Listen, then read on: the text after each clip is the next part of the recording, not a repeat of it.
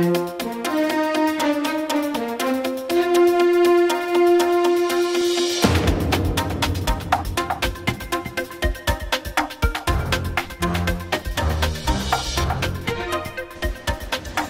not because it's law, yeah? You can trample on the rights of the people, yeah?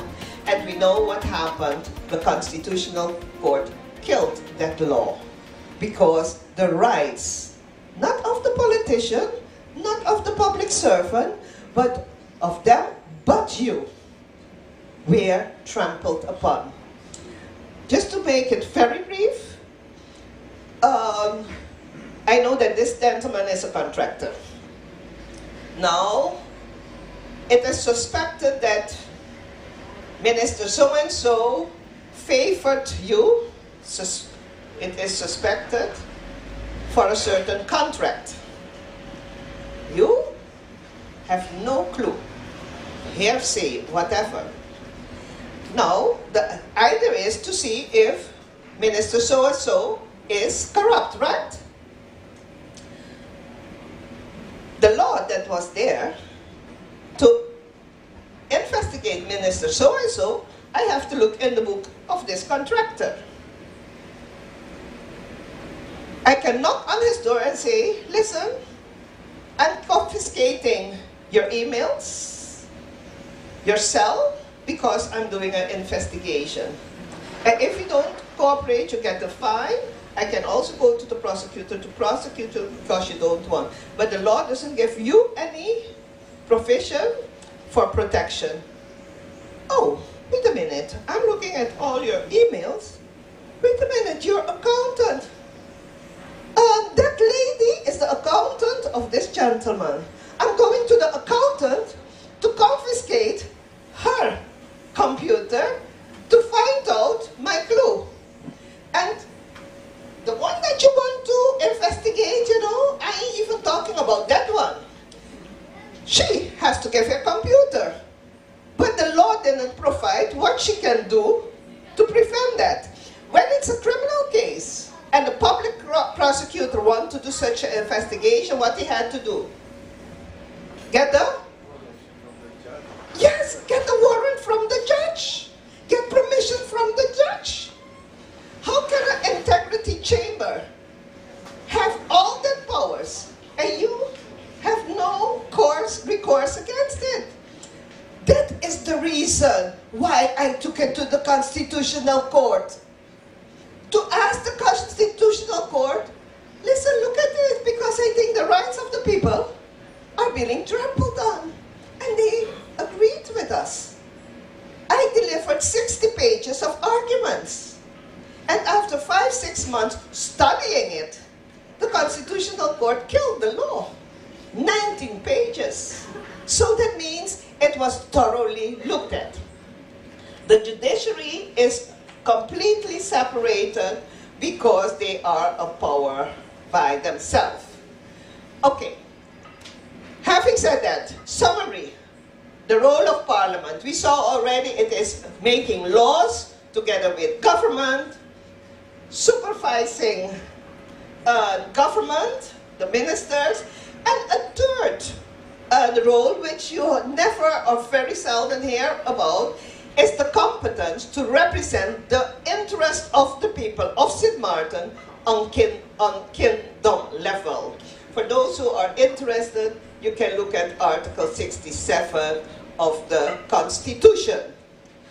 The ministers are accountable to Parliament. When we look at that, I will not go to all of that. The ministers are charged with the day-to-day management of the country. We saw that they have about 1,500 people to help them. How do we call those people that helping them? How do you call the people? Civil servants. Remember the word. Civil what? Again? Exactly. They are there to serve us. To serve the people. Yeah? So it can never be that civil servants take the attitude, you wait. I have to decide. Yeah? Whose competence it is to instruct instruct and oversee the civil servants? The ministers. And whose task it is to check what the ministers are doing? Parliament. And who is Parliament? Yeah, the representatives of the people. Yeah. So in fact, when I hear a lot of complaints, yeah, on radio, television, and of course, when it comes to us, we investigate, because we cannot investigate if we don't hear from you. We can't knock on every door and every business. Listen, sir, do you have any complaint? Is that something that we have to investigate? Yeah? Your case, we will investigate your case, look at how were the procedures followed, and if there's a bottleneck, we try to solve your case. But most importantly, and that is very important for the people to understand, we are not your lawyer. Yeah? We're protecting your rights. That means the bottleneck that we are finding, we recommend government, listen, there's a bottleneck. The department is not following the law, for example, or there is a hiccup in the procedure, fix it. And we recommend how to fix it. Because we don't want 100 more complaints about the same thing. That is the role of the ombudsman. Finding out where are the bottlenecks, yeah? In your case, but your case has to give us an indication that what we do is benefit everybody, yeah? Everybody, very important. And I have to stress that, because too often, not too often, sometimes, yeah, complainants are not happy with the way we investigate. Yeah? Because sometimes they feel, yes, but you have to make sure that I get this license. No, that is not our task. We have to check whether the procedures are followed properly. If the gentleman is not entitled to the license because he doesn't meet the criteria, we can never tell government, you have to give him a license. That will be corruption. Yeah? We can find out what went wrong, that he didn't get it. And to make sure that when the gentleman next to him goes, that the same mistakes are not made. Yeah? Okay. So, having said that, we don't investigate Parliament. Why not? We report to Parliament. But who do we investigate? The government, the ministers, and their apparatus. Also, administrative bodies, private administrative bodies. So, it is important for you to know what you can expect from government. Let's ask the people. As a citizen, now that you understand the Constitution, that contract between government and the people, you know what the role of Parliament is, why you put Parliament there, yes? Parliament supervises the ministers, the administration. The administration are the departments that you have to deal with on a regular basis. Let's look at it. What do you and can you expect from the ministers of government? What can you expect?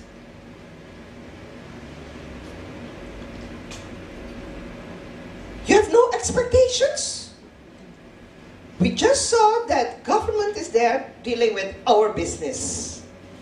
So, your housekeeper, you have no expectations of your housekeeper? We can trust them. Honesty, trustworthiness. Trustworthiness. But yes, absolutely, on a regular basis, what you're going to, yeah? Good work. Yes, what else? That the funds are being allocated properly. That the funds are being allocated properly. Let's see just a simple thing. You're going to the motor vehicle department. Yes? What do you expect? Good course, what else? You go into the tax department. You don't need service like at the inspector of vehicles, but you need something. Information. You need information. Now you're going, let's say, to the tax department or any other department. You need information. What kind of information do you expect you to get? What kind of? The proper information. The proper information. People, we're talking about your business, you know. We're talking about your business. We don't have to look in no book. Yeah? We don't have to look in a book. We're talking about our daily business. When you go to a government department, what do you expect? Yeah? And we're not looking, we don't have to look in no book. That's why I said, I'm not going to give a lecture. I'm just going to have a conversation with you. Yeah? What you, the people, expect, what you can expect. Exactly, those are the things that you expect. Let's sum it up. Of course, you want government to be open and clear. Yeah? You don't want a maybe. You don't want the information, I don't know. Yeah? If you come to us, you went to Department X, and you ask information, and the lady behind that window, do you expect her to say, well, you know something, ma'am, I really don't know? Do you expect that? Of course not. If that happened, you come to us. We investigate, because you can't expect that they have somebody sitting behind that window that can provide you the information. But if you don't come to us, we cannot investigate, we cannot tell the ministry, listen, you have somebody there that don't know what the department is doing, make sure you inform that person. What we said already, you expect government to be respectful towards the citizen, involved and result-oriented. You've asked for a license, it's your livelihood. You cannot wait a whole year before you know whether you get it or not, or whether you have to do something extra to get it or not, because you want to put bread on the table for your family. And of course, honest and trustworthy. When we look at the Ombudsman, why do you think we report to Parliament? Why do you think we report to Parliament? Let's see if you listen, you know. Why does the Ombudsman report to Parliament? Why? Yes? They make the laws. Because Parliament need to check the executive, the government. Absolutely. We investigate the government.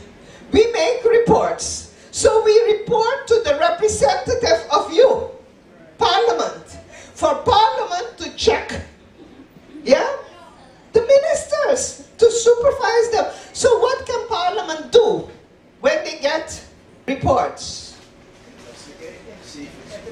No?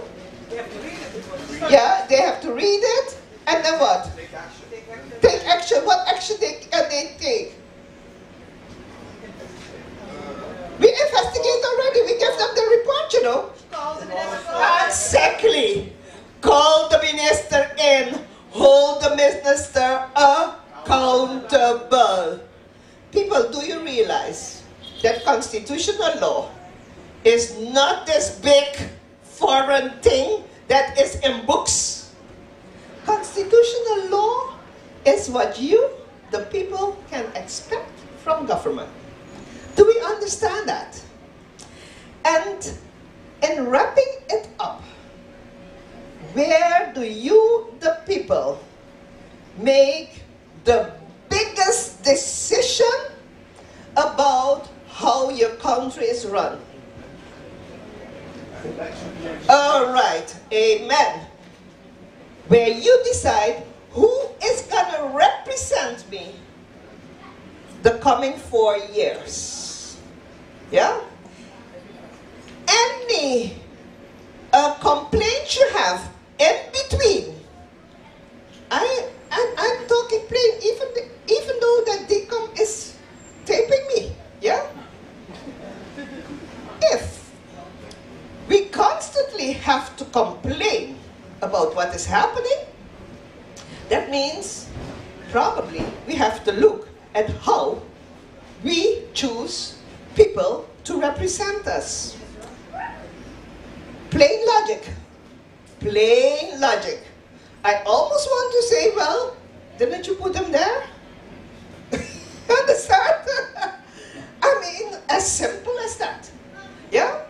And when you put them there, just like we have to monitor what our housekeeper is doing, we have to monitor what they are doing. Yeah? Etc., etc., etc.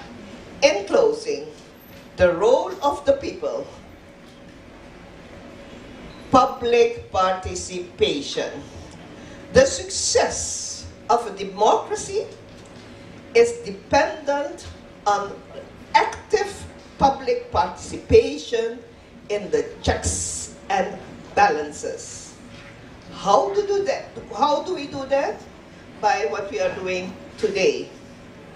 By being informed. By being a concerned citizen, an informed and concerned citizen who knows that, in fact, if you want to know something about government, where you can find the information. Where can you find the information? Government website. Simple, government's website, yeah? Who knows that there is a law that gives you, the citizen, the right to ask government certain information? There is a law, a Freedom of Information Act. We call it Landsverordening Openbaarheid van Bestuur. That any citizen can go to government, write a letter. I heard that company X is going to open a dancing next to my door. I want to know that information. Is it true? I want to see the documents.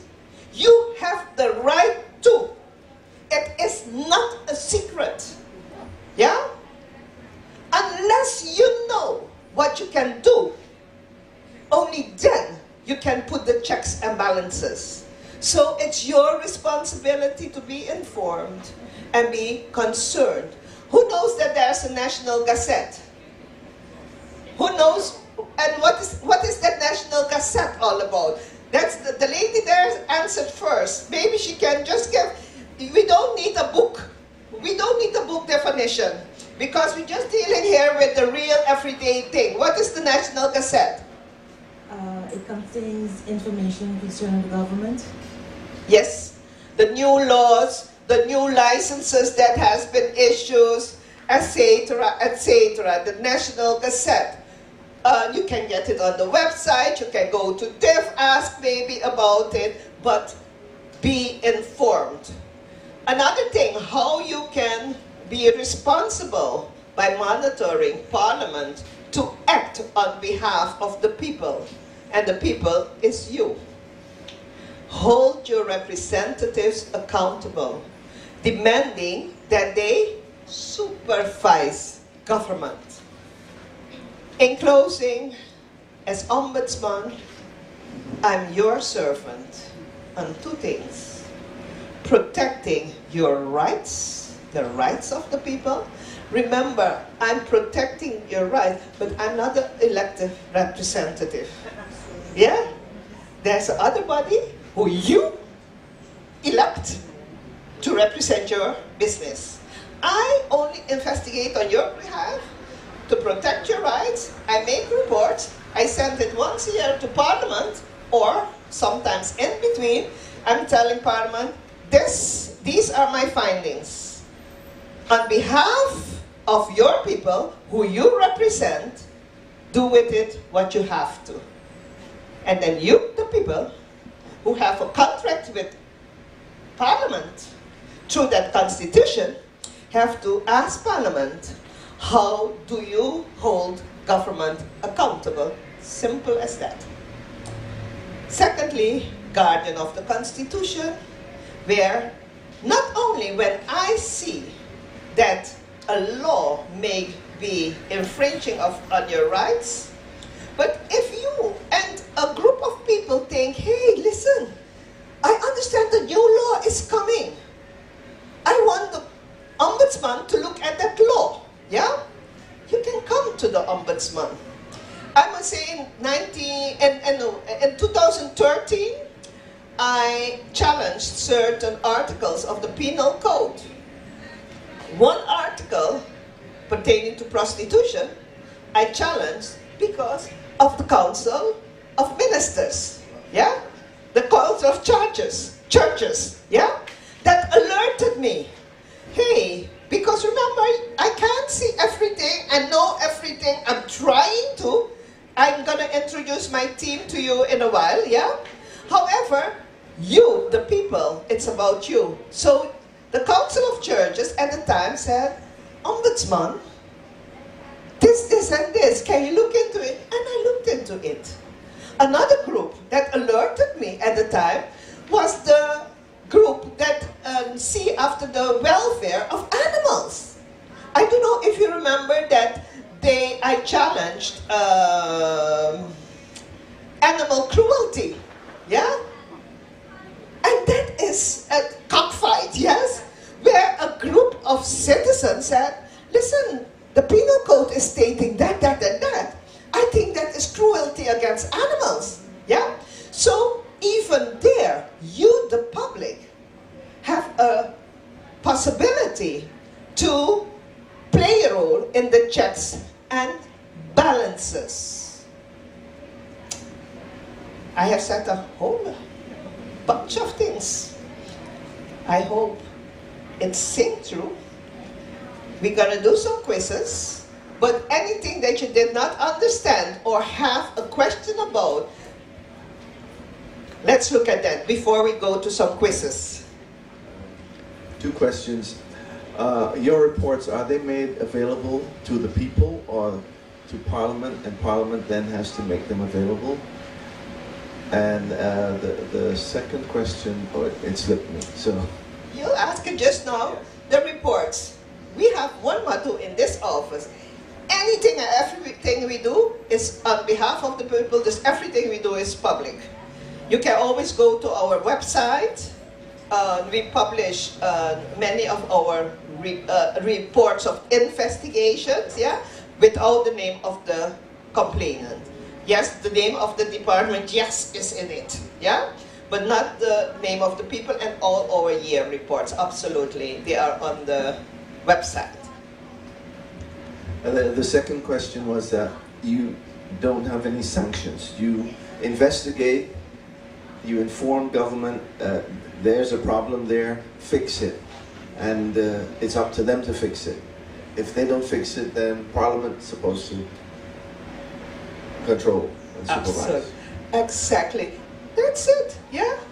And then, again, I love that question and that observation. The law, we're not the prosecutor's office. Our task is to promote good governance. That means taking proper care of your business. We realize certain things are not good. We're giving a report.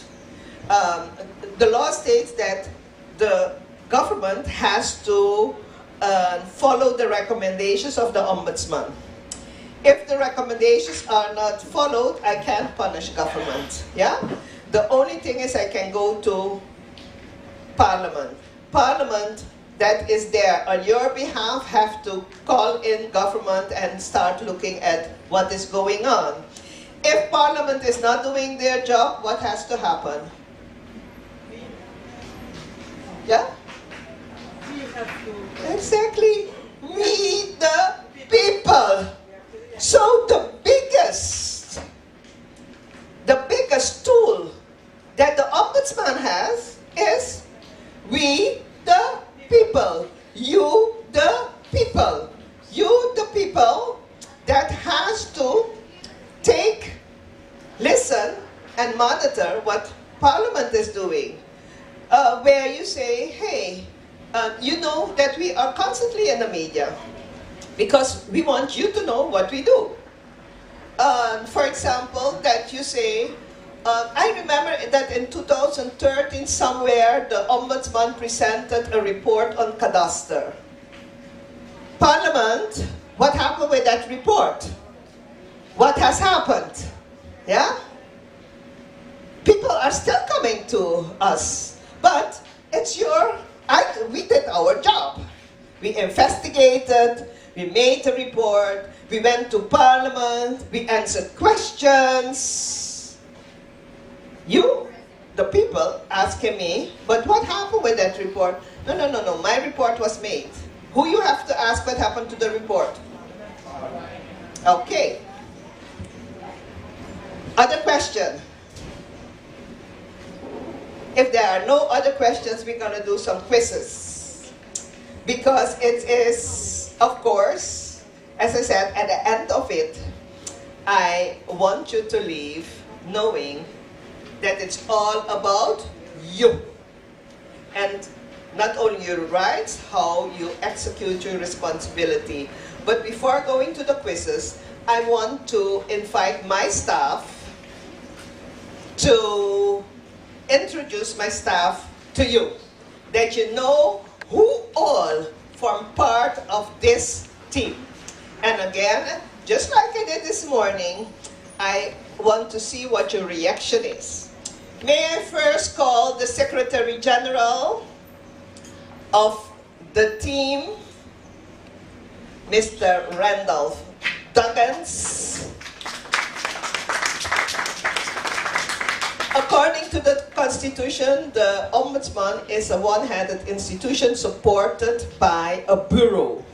Mr. Duggins is the head of the bureau. He's the chef de bureau.